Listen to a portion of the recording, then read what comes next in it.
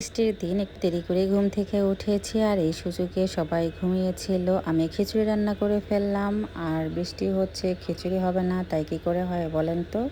Hello viewers, আসসালামু আলাইকুম। কে কে আছেন আমার মতো খিচুড়ি পছন্দ করেন অবশ্যই কমেন্টসে জানাবেন। বৃষ্টি হোক বা রোদ হোক, যাই হোক না কেন, মন চাইলে কিন্তু আমি খিচুড়ি রান্না করি। তো ভেবেছিলাম যে খিচুড়ি রান্না করে একটু ঝাল ঝাল করে শুটকি ভর্তা করে মজা করে খাবো, কিন্তু তা আর খাওয়া হলো না।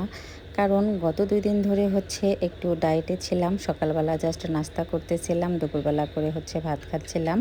তো এটাই আসলে একটু অভ্যাস হয়ে গেছে। আমি খিচুড়িটা ওরকম মজা করে আর বেশি খেতে পারলাম না। জাস্ট অল্প একটু খেতেই মনে হচ্ছিল পেট ভর্তি হয়ে গেছে।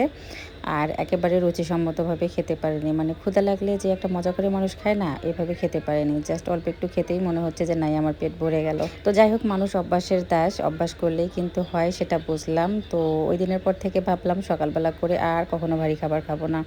আর ভারী খাবার খেলেই কিন্তু হচ্ছে অন্য কোনো কাজও বেশি করতে পারি না, কারণ শরীরটা অনেক বেশি ভার হয়ে যায়।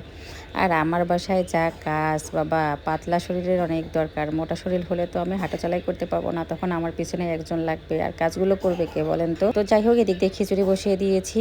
সব ধরনের ডাল দিয়ে হচ্ছে হাতে মাখিয়ে প্রেসারে বসিয়ে দিলাম। ভেবেছিলাম যে বৃষ্টি থামলেই হয়তো বা ছেলের বাবা চলে যাবে, তাই তাড়াহুড়ো করে খিচুড়িটা রান্না করে নিলাম। আর এদিক দিয়ে হচ্ছে এই তো ডিম ভাজি করে নিলাম। আর তারপর শুটকি ভর্তা করতেছি। তো শুটকিটা আজকে কিন্তু আমি একটু অন্যভাবেই ভর্তাটা করেছি। শুটকিটা হচ্ছে আগে আমি সিদ্ধ করে নিয়েছি। সিদ্ধ করে নিয়ে হালকা করে ভেজে এবার পাটায় হচ্ছে বেটে নিচ্ছি।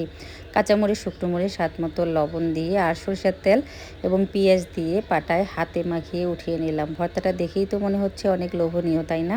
কিন্তু খেতে অনেক স্বাদ ছিল। আর ভাত দিয়ে শুটকি ভর্তাটা আমার কাছে বেশি ভালো লাগে।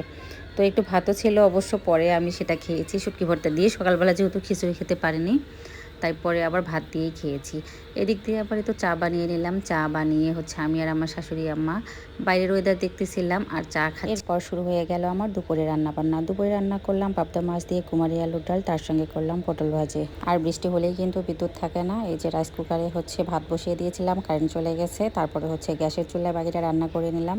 সারাদিনে শুধু রান্না আর রান্না। আমার কিন্তু রান্না করতে মাঝে মধ্যে ভালো লাগে, আবার মাঝে মধ্যে কেন জানি কিছুই রান্না করতে ইচ্ছে করে না। তখন বাবা মায়ের কথা খুব মনে পড়ে যায়। মনে হয় বাড়ির কাছে হলে গিয়ে একটু বসে একবেলা খেয়ে আসতাম। আর আমার হাজব্যান্ড সন্ধ্যার দিকে হচ্ছে আবার অনেকগুলো কাঁচা বাজার নিয়ে আসলো, তার সঙ্গে কলা। কলা দেখে তো আর লোক সামলানো যাচ্ছে না। কলা আমার পছন্দের একটি ফল, তার সঙ্গে আম। সব ফলের মধ্যেই দুটি আমার অনেক প্রিয়। এরপর আবার দুধ গরম করে দিলাম। দুধ আর সঙ্গে হচ্ছে আম কেটে দিলাম।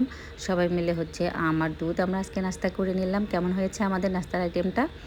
আর রাতের জন্য হচ্ছে তো একটু ব্লেন্ডারে বাদাম ভর্তা করে নিলাম, যেহেতু দিনের অনেক তরকারি রয়ে গেছে।